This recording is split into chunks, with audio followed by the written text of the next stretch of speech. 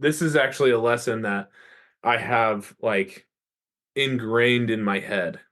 Like it every time I feel like, oh, life sucks, this is that, whatever, this message pops in my head. But whenever something bad would happen, she would say, well, you have two options. You can work or you can cry. A giant milk can. That would have been better. Giant milk container. A giant milk container. Like what GK and Granddad had in their house, like sitting over there. Yeah, I mean that it's made out of metal too. Yeah, it's pretty cool. Yeah. Well, sweet. Okay, I think this is working a little bit better. All right. Welcome back, everyone, to the podcast. I have one of my heroes on tonight, Drew Rossell, my brother, who used to beat me up growing up. And now he's one of my heroes. So, Drew, welcome to the show. It's been this has been long overdue, but Thank you. I'm excited about this. I'm excited to be here. I remember when you first started talking about podcasts, and I thought it was going to be a first guest, but it's all right. I'll be your 100th guest instead. I mean, it's getting up there. Yeah, I should have had you on because this will be episode 61. I should have waited 8 more episodes to have you on. That would have been so nice. Anyways, nice. So, Drew, you want to just give everyone a quick rundown of who you are, things you love doing, and then I'll start hitting you with my hard questions. Yeah. I mean, I think the start of it is really like the start of my I would say passions started back when you and I went to college together and started lifting. Back at Rexburg, Idaho. Oh, shout out to Rexburg. Yeah, Sexy Rexy. Worst place on earth. Worst place on earth, but it gives people, it creates people like C Strong. Yeah, it's true. Shout out C Strong. Yeah, if you haven't heard C Strong, go listen on Spotify. He'll cheer your day up. But yeah, I mean, I think that started one of my biggest passions, which is just lifting and exercise. Obviously, I'm a dad of 3 young kids, and a husband, and feel like everything in my life kind of revolves around being a dad, being a husband, and then also just chasing, at least for me, what are like huge goals of like being physically fit. So, I think I definitely started more on like the, powerlifting side with you, where we just try to get big. And then started having kids, started getting chunkier, and then back in November started running for Team Tim, and since then have just like fallen in love with it and trying to, mix in lifting and running together. So yeah, now you're one of my athletes. It's true. Coaching you. Hire Coach Brett. Hey, there we go. We'll get some things on there, but no, that's awesome. That's a good start because there's a lot that you said that I'd love to get your feedback on and your thoughts on. First and foremost, you said you have 3 kids. Yeah. And that, I think, for a lot of people is an excuse not to push themselves and not to work out. And, they'll say, well, how am I supposed to find time in my day when I have 3 kids and, I have to work around their schedules. I have to take care of them. But kind of what you just said, you alluded to it a little bit, is you can't really take care of them unless you take care of yourself first. And with that in mind, and like with that kind of painting the picture here, how do you balance that, and where do you find time to work out? Like, how long did it take you to figure out what works for you? Yeah. Well, I think one of my main motivators, especially because I have my son is the oldest, and then I have 2 younger daughters, and I feel like I owe it to them to show them, what a father and a husband is supposed to be like. And so, I can't do that if I'm not physically fit, at least in my mind, right? Like, I feel like, I need to be there for them. I need to be respectful to my wife. And so, that's kind of where it all started, like that motivation of like, I owe it to them. I owe it to Reese to show them what a father and a husband, is like. And then to my daughters, I owe it to them to show them the kind of man that they should marry. Right. Yeah. So that's always kind of in the back of my mind. And that kind of is what gets me out of bed. But, we live busy lives, but the kids are asleep until 7 in the morning every day. And so and for me, just with my routine, I knew that waking up early was always like my option. It's and the only Yeah. option. So I'd say, I wake up every morning. I try to get out of bed by at least 6:30, and then that's when I start to run and or lift, is around then. Yeah. And that's huge. Like, I'm sure it changes based on every parent and whatever schedule their kids have. But um, there's this quote from Nick Bear I love, and where he says, if it's important to you, you'll make time. You've probably heard him say that. And I think that applies here too. Is like, if it's important to you to take care of your body, to train, to exercise, so you can be there for your kids, you'll find a way to make that be a part of your life. That's actually one of my biggest fears for having kids, is because, like, I tell Allie this all the time. I'm like, I'm so routined that I know having a kid is literally going to throw everything off in my routine, and then some, and I'm gonna have to figure out even more of like what to do with my time and all that. Um, but I know it's gonna be good. Like, and Yeah. um, so that's kind of why I asked that. Is like, I don't ever want to look at my kids as like an excuse for not to do something. Like, that should be a motivator instead of a hindrance.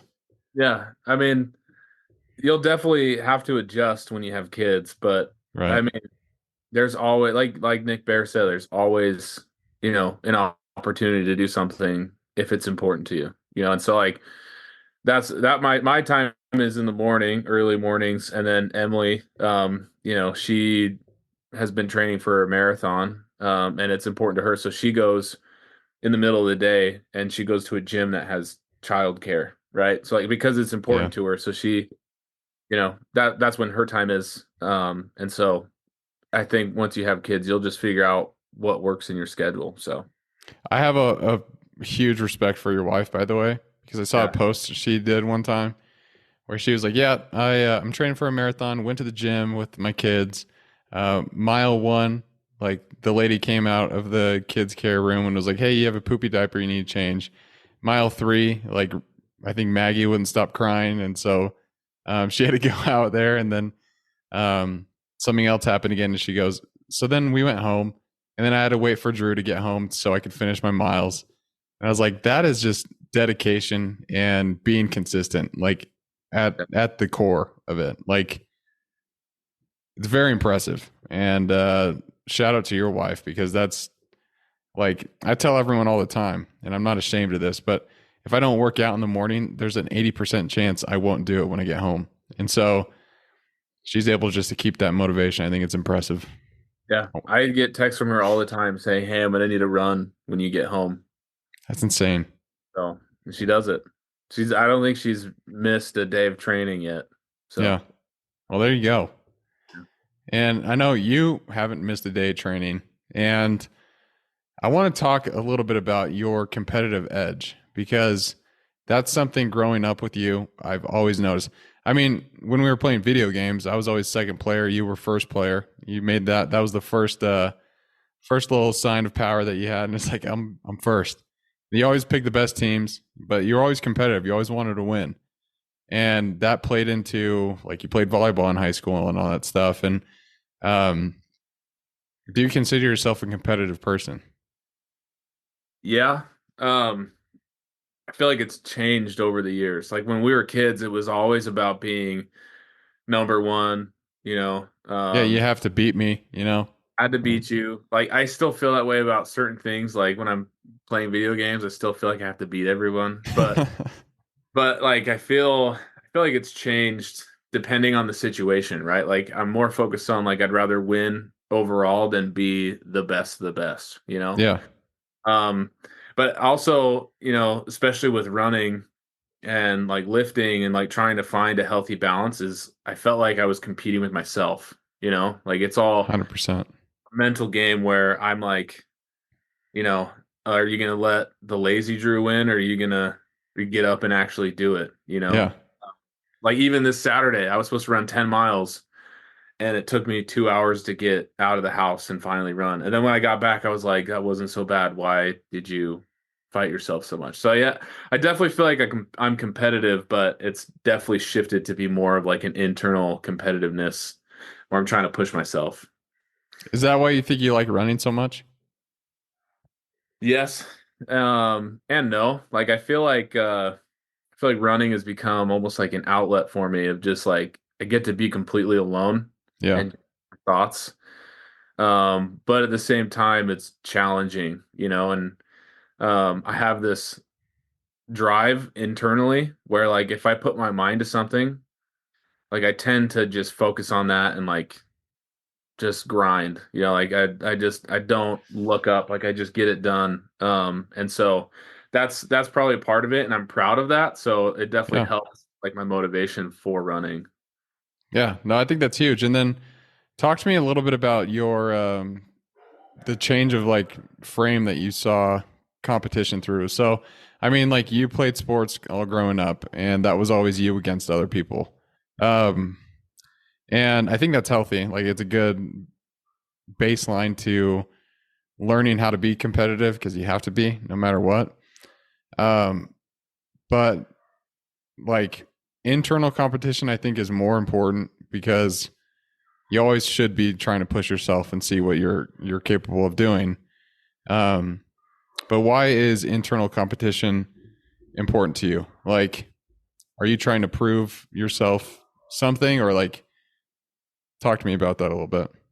Yeah, I mean, I think it just kind of goes back to like my motivation, with my family. Like I feel like I owe it to them to be the best that I can be so that they can go on and be better than me, my Yeah, children.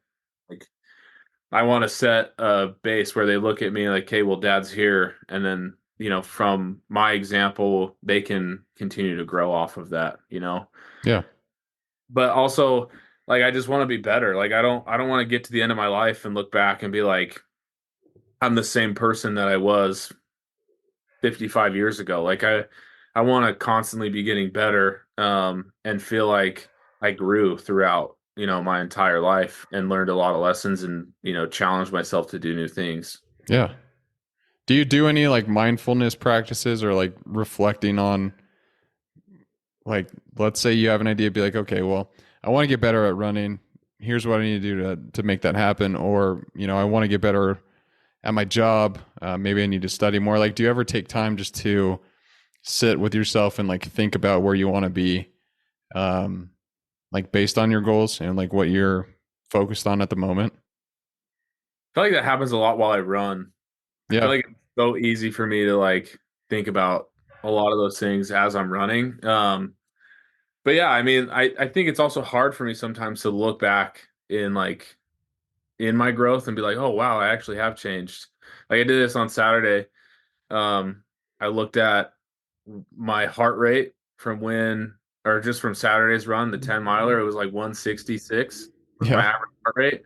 And then I looked back in December when I started and I ran a quarter of the miles at 2 minutes slower, and my heart rate was at 180 or 178. And so, like, it just like that to me was like, oh, I am actually getting better, and my pace is getting faster.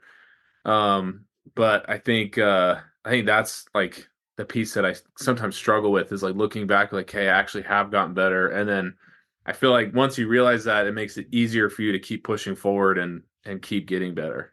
Yeah. It's like it creates momentum. Yeah. And you don't have to take like we have a shared folder with all your weekly workouts in it. If you look at week 6 and go back to week 1, it looks completely different. And so to your point, it's like, yeah, there is progress. It's incremental, like it's slow and it takes a long time, but progress is there. And Allie and I have been super focused on celebrating like the small things and the small wins, no matter how dumb they might be. And like just doing that is just it keeps you focused on the long term like perspective and being like, I'm in it for the long game. Each one of these new steps I take is just a step forward in the right direction. Um, so there is one part about running that I want to talk to you about though, and that is the fluctuations with motivation. um, because it happens to everyone. Like you just said it. Like you took you 2 hours just to get out of the house on Saturday to go run. Like David Goggins even like he'll tell stories where he's like, yeah, sometimes I look at my shoes for 45 minutes and just have to tell myself I got to go run. He's like, I don't want to do that. Um, but I think everyone who either, running is a good example because that motivation comes and goes. But I think with any goal that you have, there's going to be ebbs and flows of motivation. And you and I used to face that all the time before we like got super disciplined and all that stuff when we were in college. Sometimes it would be like, -10 outside and it's 5 a.m. and you'd be like, hey, I think it's a rest day. And I'd be like, yeah, you're right. It's a rest day. And then we wouldn't do anything. But like now it's like, okay, well, no, that's just when motivation's low. So long way of me to ask, what do you do to push yourself on those days you have no motivation? There's only one answer. You just have to do it. Like it sucks to say that, and it's like so simple, but like you just have to get up and do it. And like I even think I feel like it doesn't matter the amount of effort that you put through. You just need to get up and do it because it's going to be easier to keep getting up and doing it, you know? Yeah. Um, so I feel like that's probably like that's like the dumbest answer, but it's like the answer. Like you just have to get up and do it even though it sucks. Yeah. No, that is the answer. Like, there's no way around it. Like, if there's something that you say you want to do, but you have no motivation to do it, the best way to get it done is just to start. And it's like when you first came to me for coaching, you're like, okay, well, let's do this thing. I think I told you about the 10-minute rule where I was just like, there's going to be days when you don't want to run. And all I say is just go for 10 minutes. And usually after 10 minutes, you're like, okay, actually, this is fine. I could just keep going.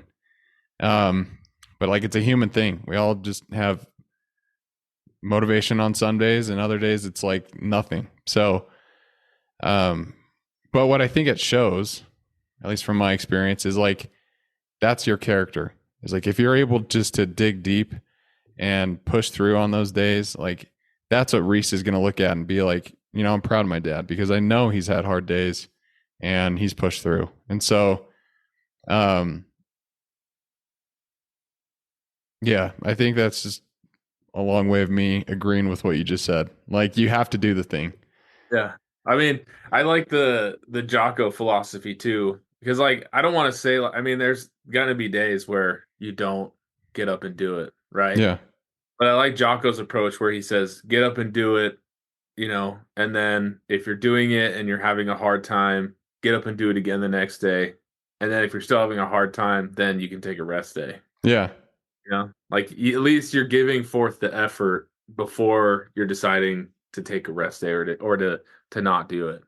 Yeah. Or Whatever the the, goal is. the other thing that he says too is he's like I'll do my impression of Jocko real quick. So Echo Charles asked him a question. He's like, what do you do on those days when, you don't want to get up, you don't want to do the thing that you need to? And like, what do you do? And he goes, those days.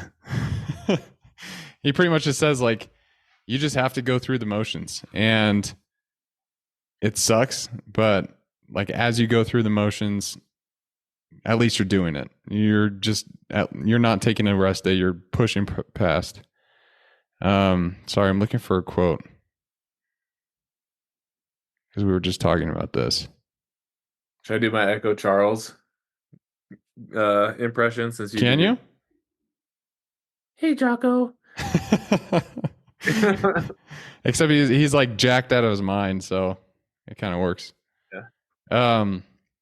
Okay, yeah. No, here's the quote. So it's just going to like talking about consistency. And so the two principles that are most important to me are consistency and self-discipline. I think if you can master those, you can master anything. But this comes from Chris Williamson. He says, no one is successful who isn't consistent. Consistency won't guarantee success, but not being consistent will guarantee you will not be successful. And that doesn't mean you have to go all out in like your workouts at the gym or your runs. And like, because if you were doing that every time, you'd burn out. And like, you just have to be consistent, and that's how you start. And talk to me about the consistency with running, because that's something. Actually, let's just back it up. I want you to tell me how you got into running, because when I was down for Christmas, you told me, you said I will never run, and like I was like, come on, you got to sign up for Team Tim, like it's for cancer, and you're like, nope, not doing it. I'm not running. I'm done. And then all of a sudden, one day you text me and you're like, I'm going to get into running, and I was like, okay, we'll see how long this lasts.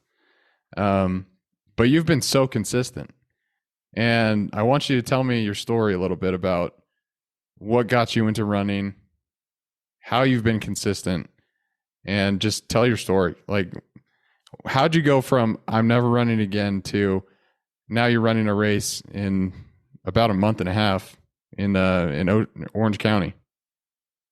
Yeah. Well, it started. I I felt like the gym was just boring. Like I just like I didn't feel the same like passion that I felt when I was lifting. And so one day, and I was also like, I was 15, 20 pounds heavier than I am now. And I just was feeling crappy. And so I decided just to like go for a little run on the treadmill that day. And I did. I was like, oh, it wasn't so bad.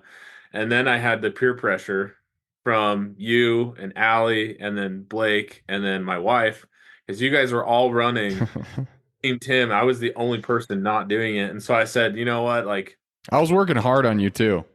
you've been working on me for probably a year and a half, if not Hey, now I'm longer. coaching you. This is dope. Now you're coaching me.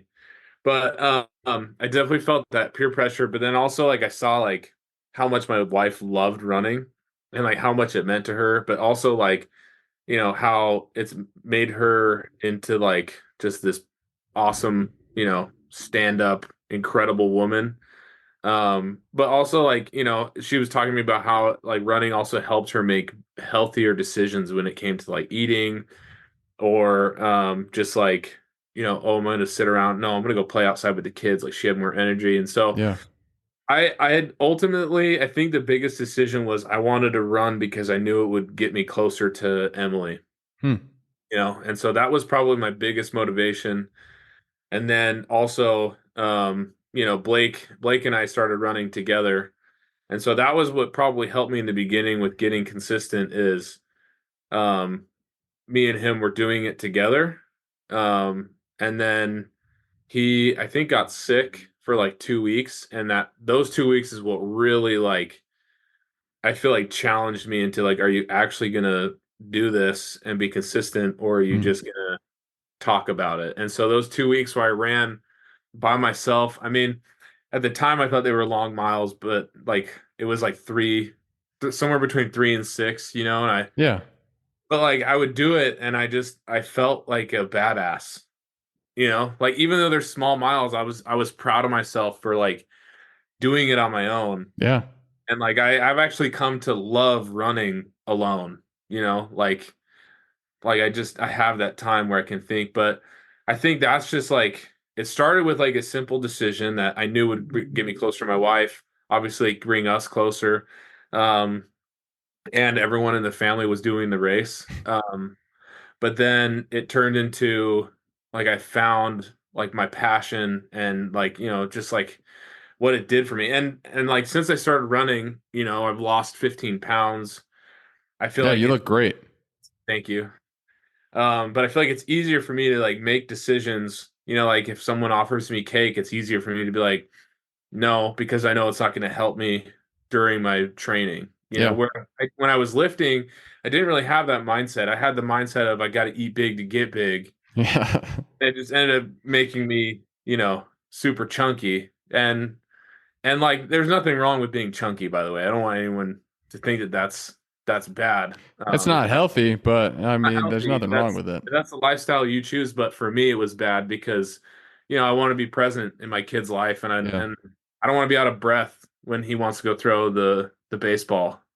So, but yeah, I think that's really what's been motivating me. And now it's just like it's almost like a habit, but also like mentally I don't feel the same on days that I don't run. Yeah, So that's huge. Um, I mean that's you said so many things. It's like the reason I love it. One, it builds your self confidence, like because running is so hard to confront sometimes, and just to go out and like you said, just do it. And so anytime you're able to overcome that, like it boosts your self confidence a little bit. And then for me, it's just like solitude. You get that time just to think and go through your day or whatever you're trying to think through. Um, but I love what you said about like just it allows you to be there and be more present in other people's lives. And that's something that's been super top of mind for Allie and I is like, how can we be more present? Because, you know, we're distracted all the time. We have phones. It's, I work and she works. And like when we're together, it's important that we're together. And being present is something that is like a topic I've studied a lot and tried to learn. But I'm curious, do you have any like things that you do to keep yourself in the present moment? And what does that look like for you? yeah, I feel sorry, I'm going back to running, but I feel like Oh, that's running good. things that like helps me kind of shut out all the crap that's out there because there's just so much information. Like we're in such an interesting time, where information, whether it's true or false, is just always ready, Yeah. So I feel like my mind gets cluttered a lot with that, but when I run, it helps me stay focused. But I think the biggest thing, especially like when it's family time, is just learning to put the phone down. Mm, Like, or for me, like I kind of feel like I'm addicted to my phone. I have to put it down on a table far away from me. Like even if it's sitting in my lap, like I have a tendency to all of a sudden just pull it up. But I think like the longer we can stay away from our phones, the better we can be at being present. yeah, I agree with that. It's definitely hard sometimes though. Sometimes I just want to jump on TikTok and I mean, that's the thing zone is out. it's easy to scroll because it's mindless, Yeah. entertaining, but like it's hard to make that choice to, put your phone down. I don't know if my wife have noticed, but each week, the last 2 or 3 weeks, my phone time has gone down by 20% each week. There you So go. working on it. And once you start listening to more audiobooks when you run, which is remember that's some of your homework this week. Yeah. You'll start dropping that phone time more because you'll be running more, and I'll just make you run more miles. So, Yeah. Perfect. no, that's good though. That's another reason I love running. I mean, we are talking a lot about running on this podcast, but the thing is I tell Ali this all the time. It's like one of the best metaphors for life because there's hard days, there's good days. Sometimes you get hurt. Sometimes you are feeling like you're on top of the world. But it's just interesting. I do want to shift gears for a second. Okay. And one thing that I admire you about and makes you one of my heroes is how I see you as a dad. And um, we don't have to go into like the past history and stuff, but I would love to know what are some of the biggest lessons you've learned from becoming a dad, and how has that made you, I guess, want to get after life more? Well, we definitely can't go into the history because I feel like the history is kind of what changed me into like the being the dad that I am. Yeah. I mean, if it's not too personal.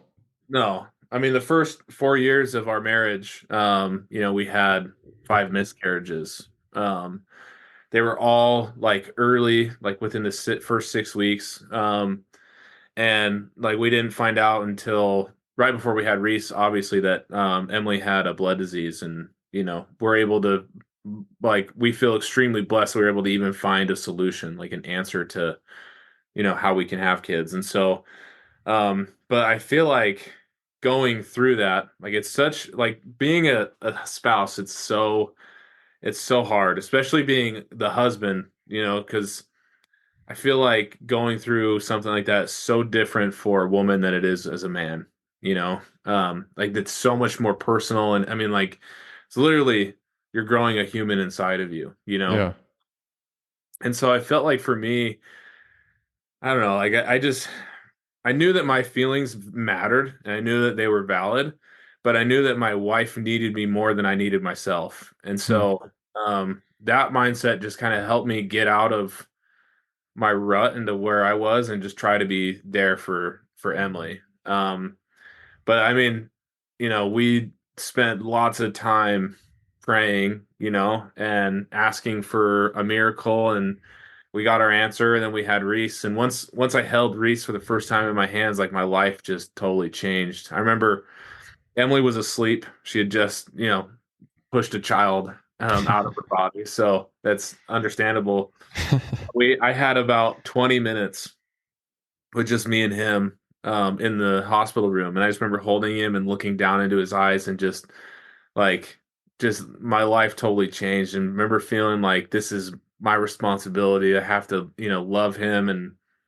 But yeah, I mean, I feel like that experience kind of helped me get out of what I would say is like a very adolescent mindset. Like I felt like I was kind of childish, Yeah. and that kind of helped me grow up pretty quickly. And then obviously, going into having kids, like you have to give up, a little piece of who you are and what you want, especially the more kids you have, Right.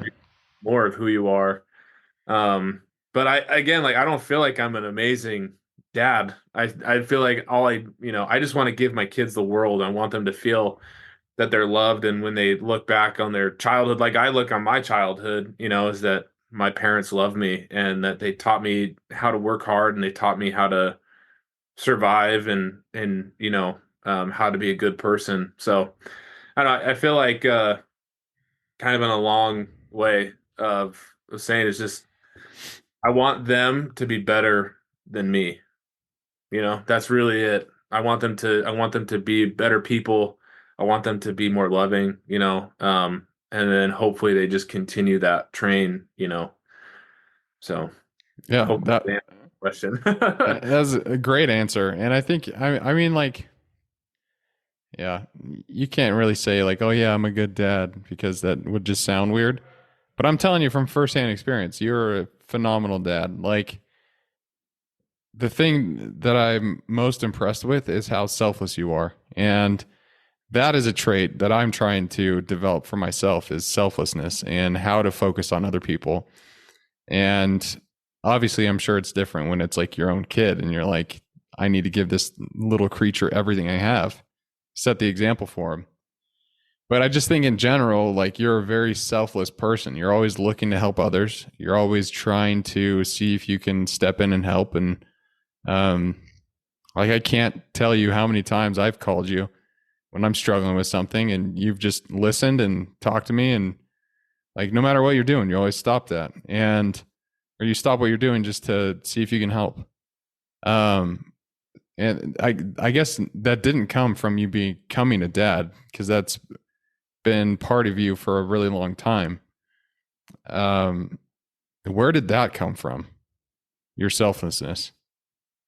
I mean, I appreciate you saying that, but I feel like I'm still selfish, like there's times where Emily and I are laying in bed and the babies are crying and I'm like, all right, like um I think it just comes over time, like as um we shift our focus on our like from ourselves to other people, it starts to become easier. Yeah, I also, I'm as many people probably know, like, we come from a very religious background. And I do feel like a huge portion of where my focus comes from is I try to focus on Jesus Christ and like what yeah, he would do.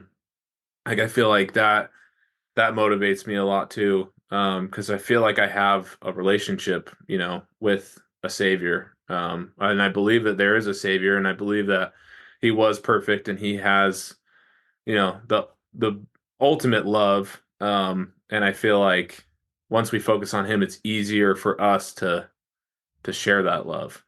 yeah. I agree with that. And I love that you brought that up. Like, that's something that I talk a lot on this podcast about people I admire and look up to. But really, like, the biggest, I guess you could say, like, mentor I have is Jesus Christ. Like you're saying, like, everything from leadership to love to service to hard work is Jesus Christ. He is the embodiment of everything that you just said, and serving other people and being selfless. And um, like I said, it's something I'm working on, and We're all working on it, Brett. we're all working on it. But like, the example of Jesus is the best, because no matter what he was doing, same thing. He'd drop it all. Like, he'd be going to go meet with his apostles, and then some lady would grab him and be like, "Hey, my daughter's dead." And he'd be like, "Okay, let's go see her." It's like, no matter what happened, he'd always stop. And I don't know, I just love that you brought that up. I'm trying to make that a more of a focus on this podcast too, like talking about Jesus. So if you ever want to hear about Jesus, let me know. We should do an episode on him. That'd be good. Um, anything else on religion you want to bring up, actually, real quick? No, I mean, I feel like that pretty much sums it up. Like, I think, I mean, obviously, if anyone comes to me and asks me for my opinion, I'm going to push, you know, Jesus Christ, because I think that that's, you know, the truth. But honestly, I think people just need to believe in something, you know, Yeah, bigger than themselves. Like, I I agree with that. truly, I think that there's truth out there. And I think that people just need to believe in something. So, Yeah, super important. yeah. We've talked about the importance of discipline and fitness, but how do you apply these principles to other facets in your life? Like, they could be your career or your family or anything like that. But how do you take those lessons that you learned through fitness and incorporate them into every area of your life?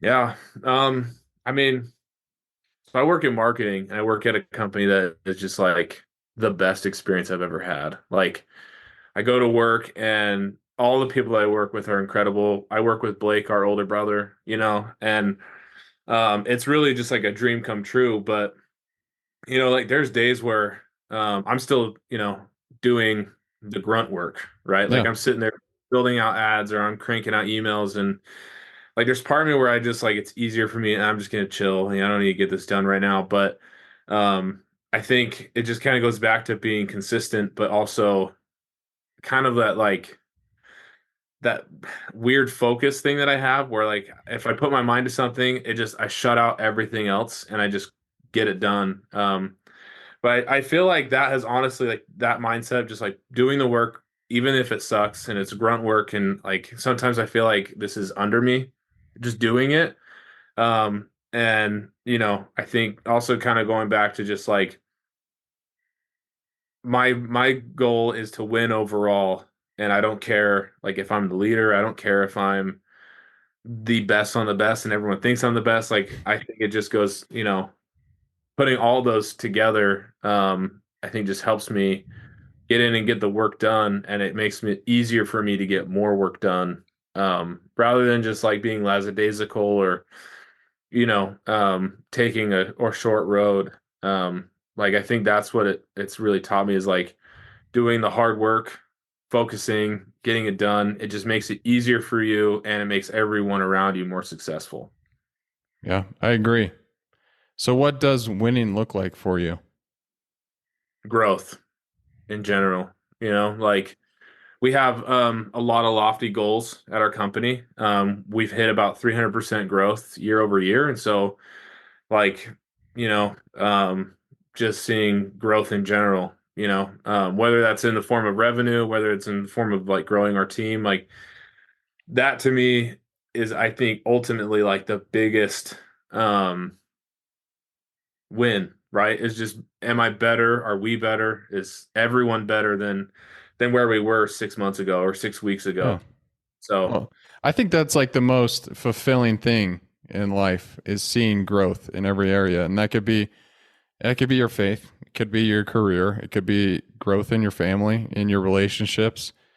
But just seeing progress and making strides to getting better, like you're saying, I think that's a really good definition of winning. Is, can you see growth? Can you see improvement? And if the answer is yes, then I'd say you're winning at life. Like that's freaking awesome.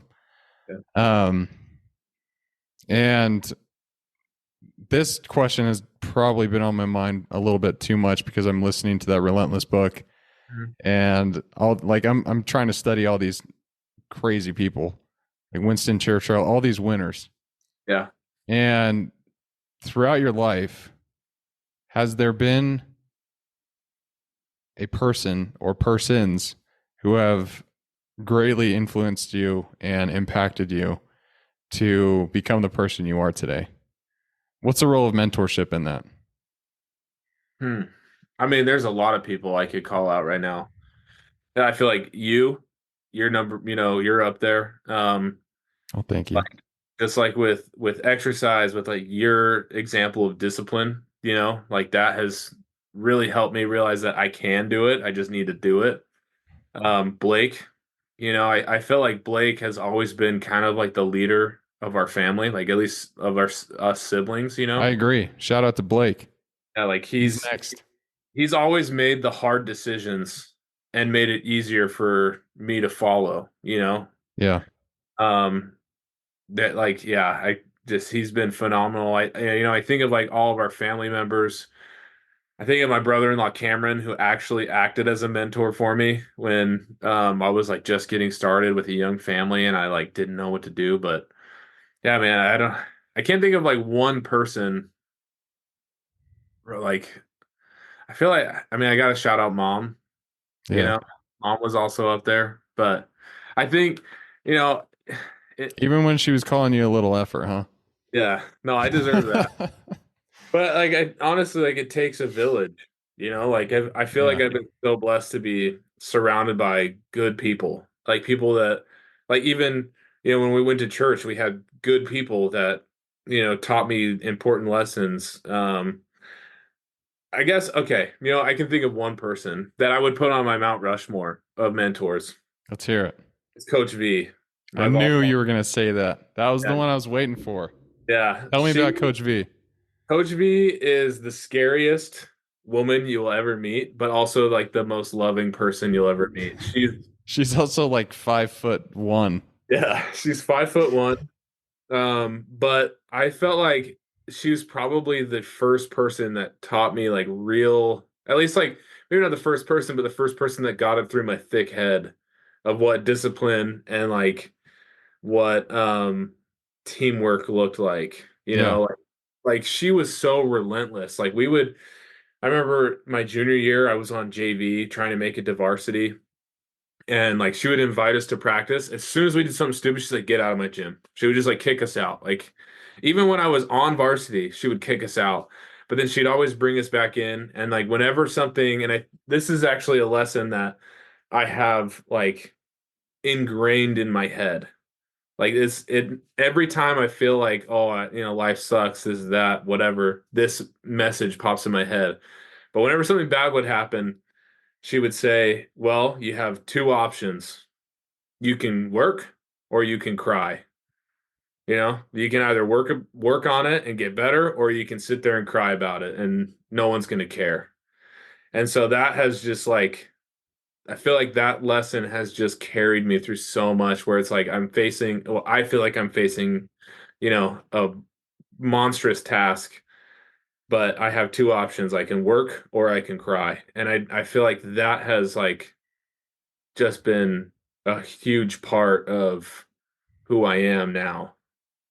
So there you go, Coach B, Mount Rushmore of mentors. That was a great answer. And I worked with Coach V for a little bit. I was more with Darren, but like Yeah, Coach V was someone who would practice what she preaches. And that was something that I think was like most admirable, at least at the time that I knew her, was just like she'd say work or cry, and she was always like working with us. Like everyone would be sweaty at practice, and so would Coach V.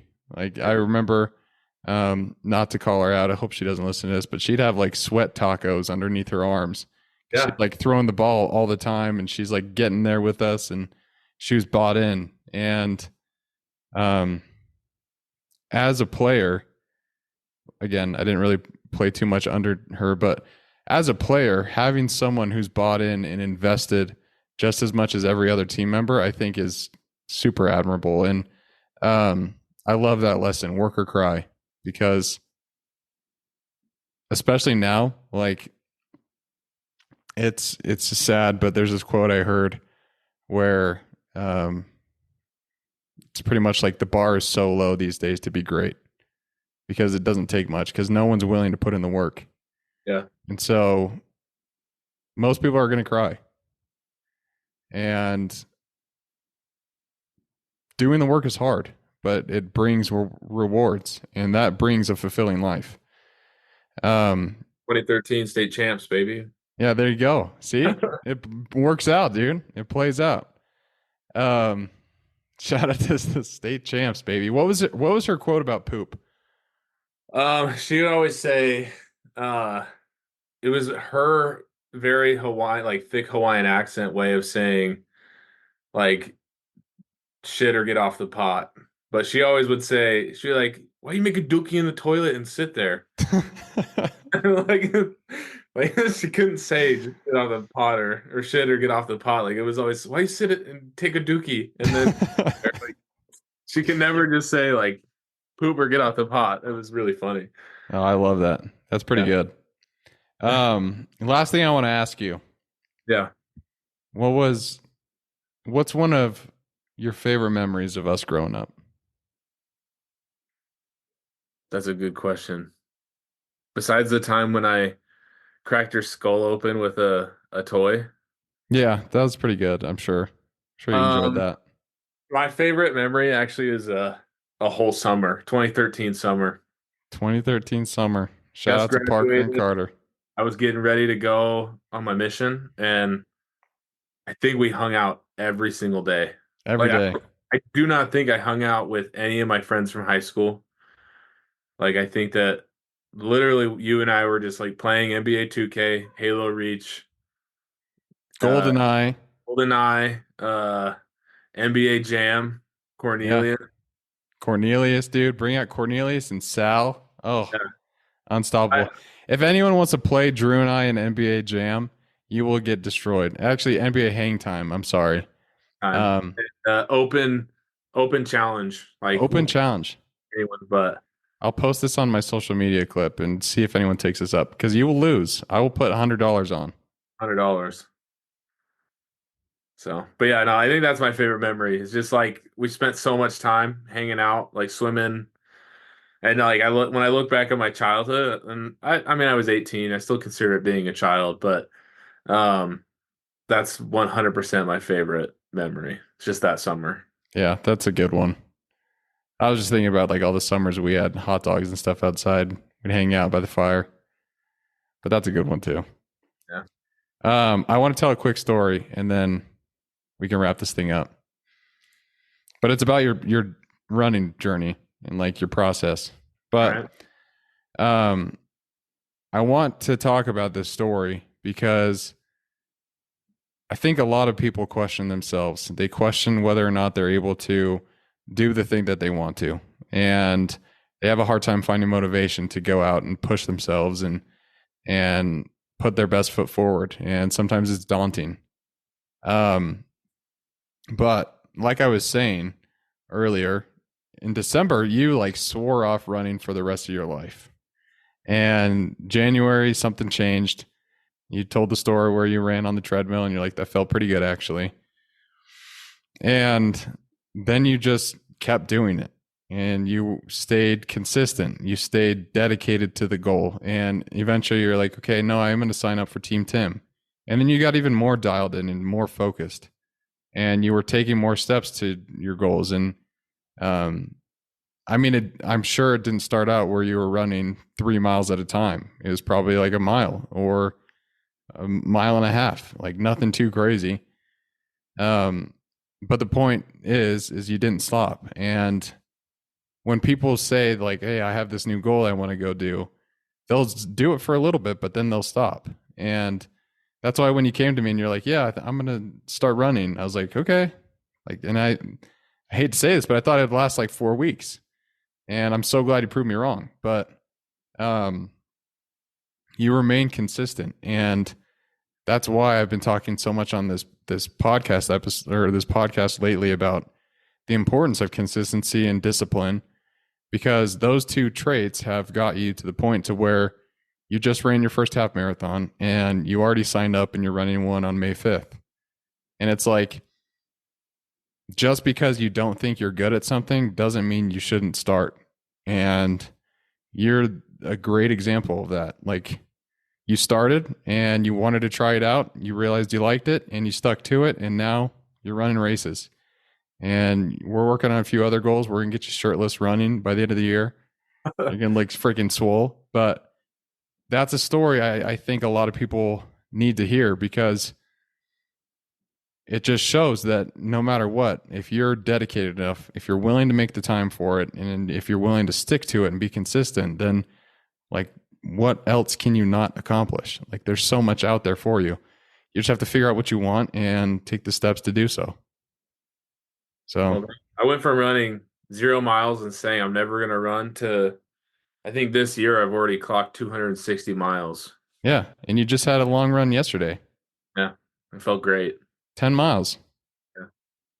but freaking proud. And for the listeners, like, take that example and figure out if there's something that you want to do, and just see how small you can start. Like, start small and then work up, and you'll see the growth. You'll be able to look back and be like, hey, this was me 6 weeks ago, but look where I'm at now. And yeah, it's pretty cool. So thanks for letting me share that. Yeah. Actually, I didn't really give you a choice. I just said I was going to. So, but I'm looking at your paces right now. So week 1 of your training, you were at 10:15 for your average pace. This week, week 6, you're at 9:40 for an average pace. That's pretty damn good. Yeah. Working on getting faster. Seconds shaved off in running it's not a small feat, my friend. Feel like I can manage, I mean, I did like a 9:15 for 5 miles the other day. So I feel like I'm getting closer to my goal of 9 minutes, but That's what I'm talking about. Yeah, it we'll takes get you time. there. We'll get you there before your race. You're going to kill it. Anything else, Drew, you want to say, or any quotes you want to share, or do you want to do a dance or anything? Oh, I appreciate you having me on. I hope our next one I'll be in person though. Yeah, we'll do it in person for sure. We'll go to a buffet and then do it. And we need to get matching costumes or outfits. Yeah, I'm down for that. You know what else we could do, actually?